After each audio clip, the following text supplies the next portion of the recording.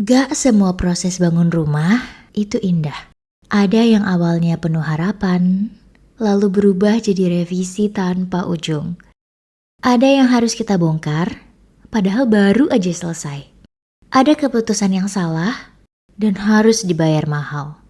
Di titik itu, banyak orang mulai ragu, bahkan kehilangan arah. Dan disitulah tren kami dimulai. Bukan untuk membuat semuanya terlihat mudah, tapi untuk memastikan setiap keputusan punya alasan. Pelan-pelan prosesnya kami rapikan. Yang keliru kami luruskan. Yang belum tepat kami sempurnakan.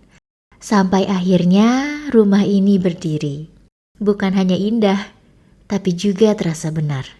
Karena bagi kami, arsitektur bukan tentang menghindari masalah, tapi tentang bagaimana melewati prosesnya dengan tepat.